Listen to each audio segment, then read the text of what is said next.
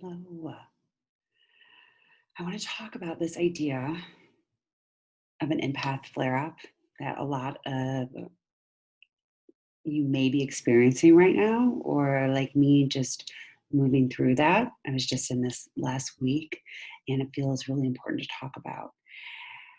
I'm defining an empath flare up as when you are absorbing and internalizing a combination of their stuff and your stuff. Right? So, not just aware of it. It's not just compassion fatigue. It's more than just the feeling of overwhelm. It's a flare up, right? Absorbing and internalizing their stuff and your stuff.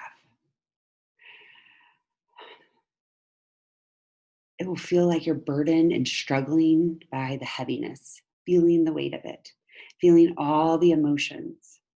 It's completely inside your first line of defense, your energetic body. That's where it goes first.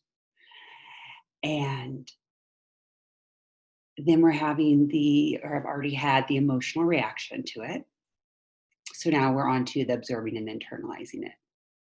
The way you officially know it's a flare up is when you are showing physical signs of it, right? So this could look like discomfort somewhere in the body, anxiety, tightness in your chest or your throat, aches and pains, stomach upset, nausea, headaches, very common, tears. So any other kind of physical response to the emotions and the energy. That's what the flare up is. Right? Your mind and your body are impacted, not just on the energetic level. And it's going to take more than simple grounding and protection to reset. When we're at this level, we need to take care of ourselves because if we don't, we will be forced to. We are so close to the breaking point of being forced to completely knocked on our ass at this point of the flare up.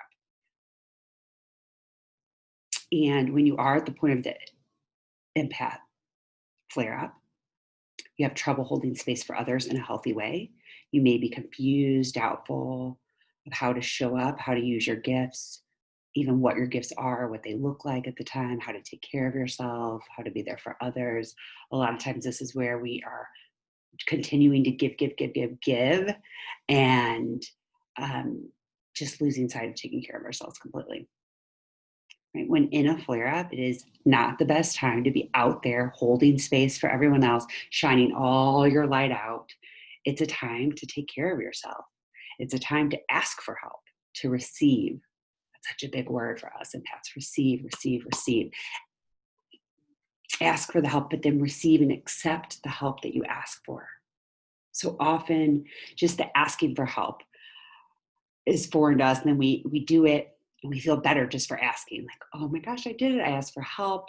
And of course the person's like, yeah, of course, but then we just feel we leave it at that, because as an empath, oh, we don't want to like burden them and actually put them out, but just that feeling of asking for help and that yes that we get is enough.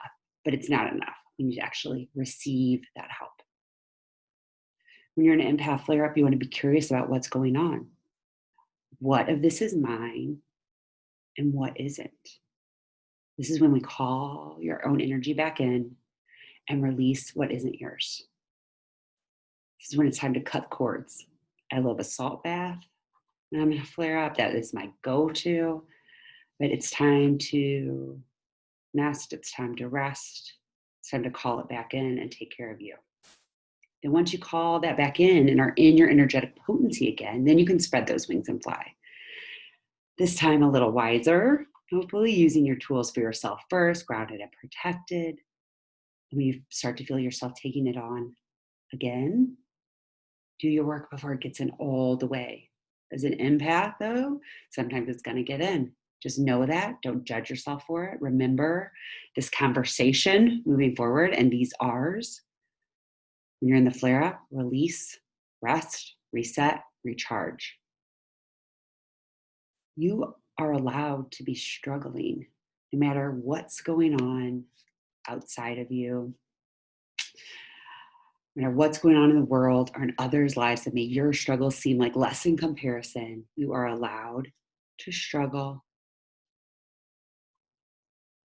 You are allowed to take care of yourself. And it's more than allowed to take care of yourself, actually. That word, carries allowed. That carries some weight. You are worthy and deserving of it. You're worthy and deserving of taking care of yourself. Processing this, holding space for yourself, using your gifts and your light for you, asking for help and receiving. When you take care of yourself, you are in service to others. Take care of you so that you can rise up, light worker, and shine your light in the way that you were born to do.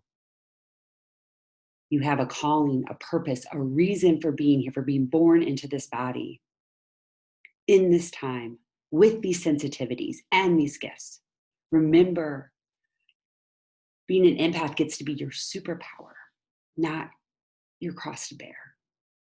Show up in the way that honors where you are consistently. Let that be your mantra and your declaration. And then you will be taking care of yourself and showing up at the same time. But sometimes it's going to get in. We're going to show up beyond where we're able to. We are going to show up in the way that we think we're supposed to, or that others tell us to, instead of what is authentically us and our expression. We are going to hold each other's pain instead of holding each other's space sometimes. We are going to give our energy away, and we're going to take others' energy on, as much as we know that's not the healthy way to do our work. Sometimes as empaths, we are going to do it. And when you do it and it gets in and you internalize it and you absorb it, it's time to take care of you. I see you. I love you. I'm sending you so much love and big, giant hugs.